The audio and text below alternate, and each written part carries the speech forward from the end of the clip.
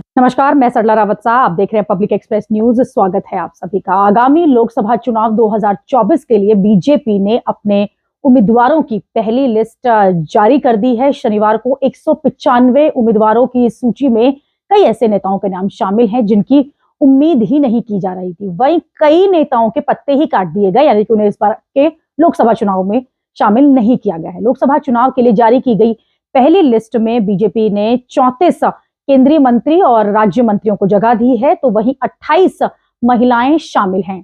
47 युवा उम्मीदवार हैं जिनकी उम्र 50 साल से कम है, 27 एससी हैं, 18 एसटी हैं और 57 ओबीसी उम्मीदवारों को टिकट दिया गया है। वाराणसी से जो महत्वपूर्ण सीट है वहां से एक बार फिर नरेंद्र मोदी आएंगे। अरुणाचल पश्चिम से किरण रिजिजू। दिल्ली की 5 सीटों की अगर बात की जाए तो चांदनी चौक से प्रवीण खंडेलवाल को, उत्तर पूर्वी दिल्ली से मनोज तिवारी को, एक बार फिर नई दिल्ली से बांसुरी स्वराज, पश्चिमी दिल्ली से कमलजीत सहरावत, दक्षिणी दिल्ली से रामवीर सिंह बिदोड़ी, दिल्ली से परेश वर्मा को जो टिकट है वो काट दिया गया है। उनकी जगह पश्चिमी दिल्ली से कमलजीत सहरावत को टिकट दिया गया। दिल्ली में बड़ा बदलाव देखने को मिला है।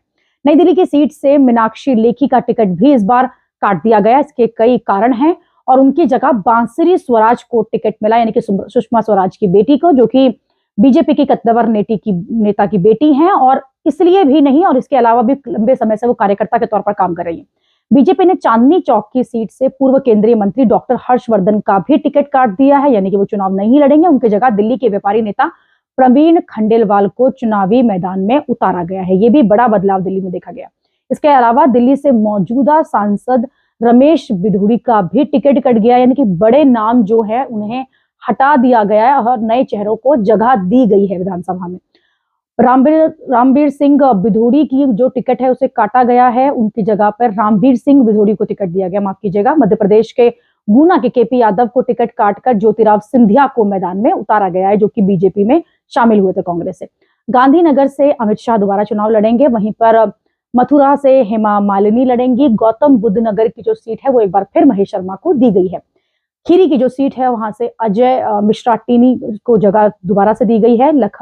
लखनऊ से राजनाथ सिंह को और अमेठी की महत्वपूर्ण सीट से एक बार फिर स्मृति ईरानी चुनाव लड़ेंगे। तो कई बदलाव देखने को मिल रहे हैं, खासतौर पर दिल्ली में बड़ा बदलाव, जहां 5 सीटों पर नए उम्मीदवारों को इस बार जगह दी गई है। लोकसभा चुनाव के 195 लोगों की अभी सूची आई है। दूसरी सूची में देखना होगा कि क्या बड़े बदलाव होते हैं या नहीं। अभी के लिए इतना ही। अगली खबर में आपसे फिर होगी मुलाकात। देश और दुनिया की खबरों के लिए आप देखते रहिए, आप जुड़े रहिए पब्लिक एक्सप्रेस न्यूज के साथ। धन्यवाद।